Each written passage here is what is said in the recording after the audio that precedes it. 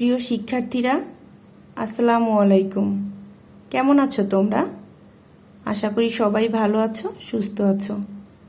আমিও ভালো আছি আলহামদুলিল্লাহ। উত্তরা হাই স্কুল অ্যান্ড কলেজের পক্ষ থেকে অনলাইন ক্লাসে তোমাদের সবাইকে স্বাগতম।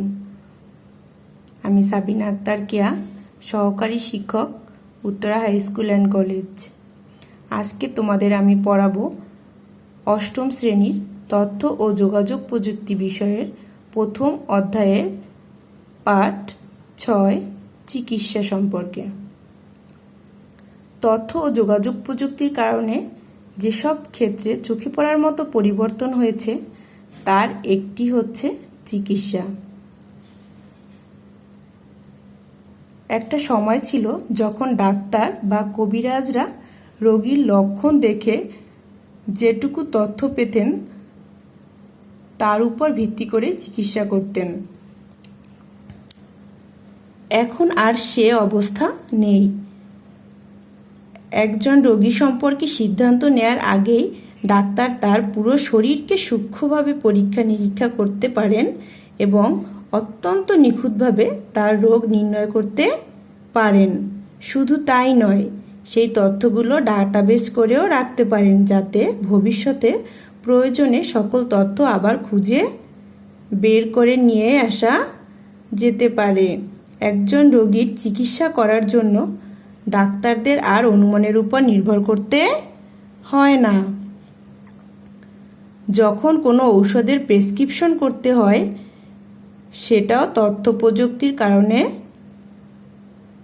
সঠিক হয়। শুধু যে তথ্য প্রযুক্তি দিয়ে রোগীর সকল তথ্য পর্যালোচনা করা সম্ভব তা নয়, কিন্তু চিকিৎসা ক্ষেত্রে তথ্য প্রযুক্তিকে ব্যবহার করে যে নতুন নতুন যন্ত্রপাতি তৈরি হয়েছে সেগুলো ব্যবহার করা শুরু হয়েছে।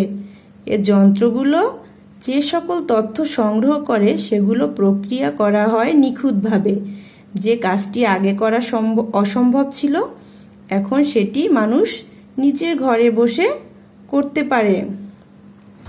দেখো, আমাদের দেশে ডাক্তারের সংখ্যা কিন্তু অনেক কম, তাই না?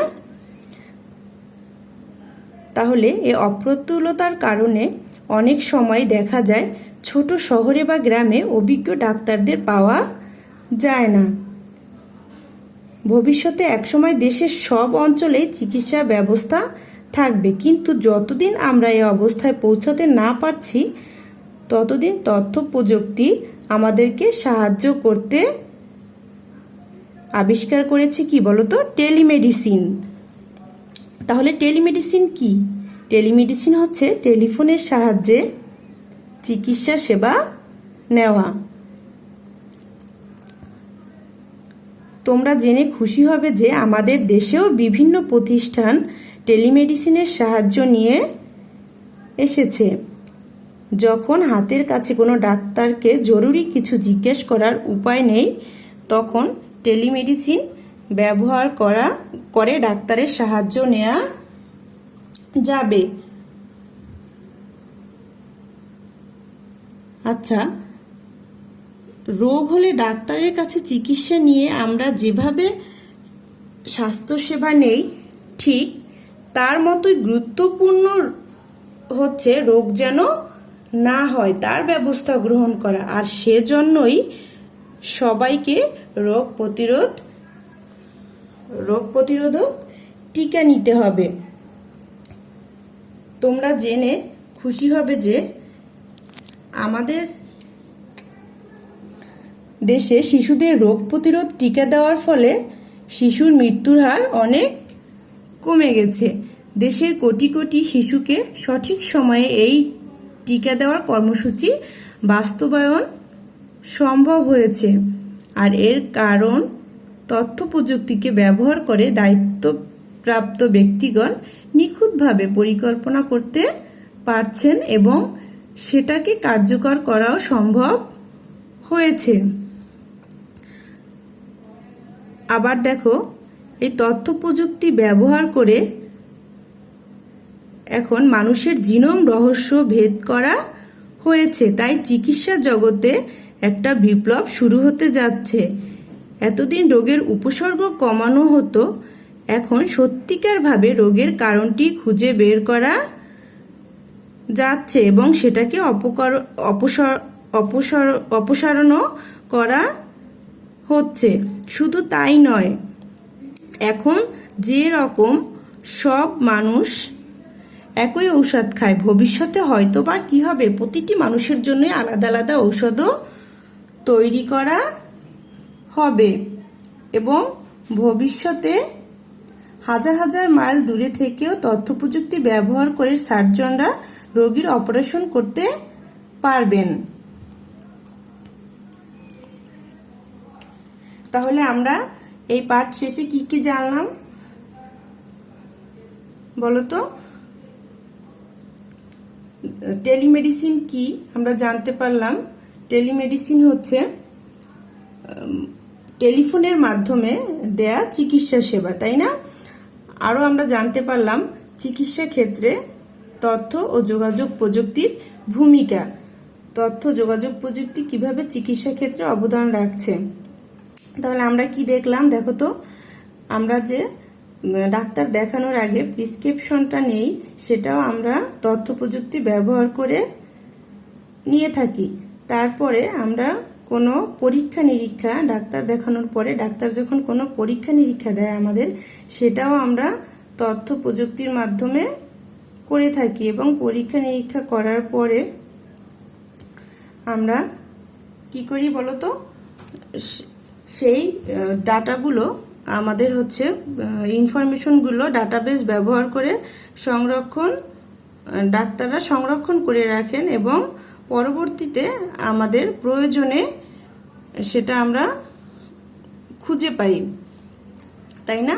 বা ডাক্তাররা খুঁজে পান এবং আমাদের সেই অনুযায়ী পরবর্তী ট্রিটমেন্ট তারা দিয়ে থাকেন। এবং ভবিষ্যতেও আমরা বিজ্ঞানীরা ধারণা করছে ভবিষ্যতে আমরা কি করতে পারবো, প্রতিটি মানুষের শরীর উপযোগী ঔষধ তৈরি করবে, প্রতিটি মানুষের জন্য আলাদা আলাদা ঔষধ তৈরি করা হবে এবং দূর দূরান্তে থেকেও সার্জনরা রোগীর অপারেশন করতে পারবেন। এরপরে দেখো পাঠ 7, গবেষণা। তাহলে কি, তথ্য যোগাযোগ প্রযুক্তির কারণে গবেষণার জগতে সম্পূর্ণ নতুন একটা মাত্রা যোগ হয়েছে। মানুষ এখন সাহিত্য, শিল্প, সমাজবিজ্ঞান, গণিত বলো, প্রযুক্তি বিজ্ঞান, যা নিয়েই গবেষণা করুক না কেন, তারা কম্পিউটার এবং তথ্য প্রযুক্তির সাহায্য ছাড়া সেই গবেষণার কথা চিন্তাই করতে পারেন না। বর্তমানে সকল বৈজ্ঞানিক কর্মকাণ্ডই কম্পিউটারের উপর নির্ভরশীল। আমরা দেখতে পাচ্ছি, দেখো বইয়ে একটা চিত্রে, যে লাইব্রেরিতে এক্সপেরিমেন্ট করার পর সব সময় তারা তথ্য কম্পিউটার দিয়ে প্রক্রিয়া করতে পারে, তাই না? কি দেখতে পাচ্ছি আমরা, ল্যাবরেটরিতে এক্সপেরিমেন্ট করার পর সব সময় তার তথ্য কম্পিউটার দিয়ে প্রক্রিয়া করতে হয়, তাই না? তারপরে দেখো, গবেষণা করতে হলে নানা ধরনের তথ্য নিয়ে কাজ করতে হয়। তথ্য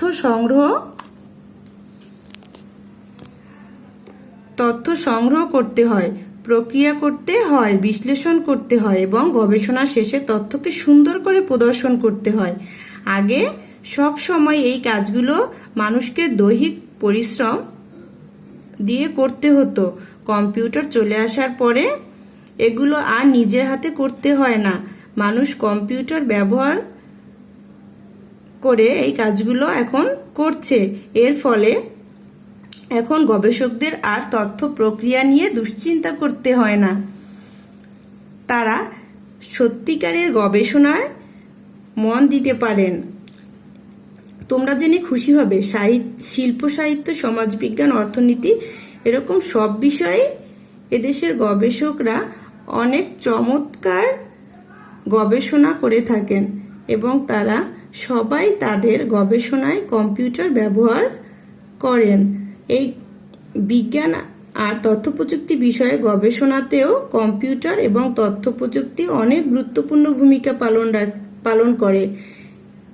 এই গবেষণাগুলোকে প্রধানত কয় ভাগে ভাগ করা যায় বলো তো? 2 ভাগে ভাগ করা যায়। সেগুলো হচ্ছে, প্রথমটা হচ্ছে কি তাত্ত্বিক, আর একটা হচ্ছে কি ব্যবহারিক, তাই না? 2 ভাগে ভাগ করা যায়, এক তাত্ত্বিক, 2 নম্বর হচ্ছে ব্যবহারিক। তাত্ত্বিক গবেষণাতে গবেষকরা দেখো, তাত্ত্বিক গবেষণাতে গবেষকরা একটা বিষয়ের তাত্ত্বিক অংশটুকু নিয়ে চিন্তা ভাবনা করেন এবং সেজন্য তাদেরকে কম্পিউটারের উপর নির্ভর করতে হয় গবেষণার কাজটুকু ঠিকভাবে অগ্রসর হচ্ছে কিনা সেটা দেখার জন্য তাদেরকে তথ্যের সাথে মিলিয়ে দেখতে হয় এবং এজন্য বিশাল ডাটাবেস বা তথ্য ভাণ্ডারের সাথে যোগাযোগ রাখতে হয়, তথ্য প্রযুক্তিকে ব্যবহার করতে হয়। তাহলে ডাটাবেস কি? আমরা আগের পাঠেই ডাটাবেস সম্পর্কে জেনেছি, তাই না? ডাটাবেস হচ্ছে এমন একটা ইলেকট্রনিক ডকুমেন্ট যেখানে হচ্ছে সকল ধরনের ইনফরমেশন সংরক্ষণ করে রাখা হয়। ঠিক আছে? কম্পিউটার ব্যবহার করে যেখানে ইনফরমেশন জমা করে রাখা হয় বা সংরক্ষণ করে রাখা হয়, বা সেটাকে আমরা ডাটাবেসকে আরও এক কথায় কি বলতে পারি? তথ্য ভাণ্ডার বলতে পারি। দেখো, ব্যবহারিক গবেষণা করতে হয় ল্যাবরেটরিতে। নানা রকম যন্ত্র ব্যবহার করে সেখানে পরীক্ষা নিরীক্ষা করা হয়। ল্যাবরেটরির নতুন নতুন যন্ত্রপাতি তৈরি করা বা পরিচালনা করা কিংবা ব্যবহার করার জন্য বিজ্ঞানীরা সব সময় কম্পিউটারকে ব্যবহার করেন। মোটামুটি অবধারিতভাবে বলে দেওয়া যায়, একটি যন্ত্র থেকে তথ্য নিয়ে সেটা প্রক্রিয়া করার জন্য সবসময় কম্পিউটার ব্যবহার করা হয়।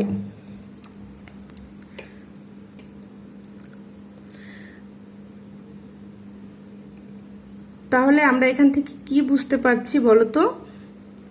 এখান থেকে আমরা বুঝতে পারছি যে গবেষণা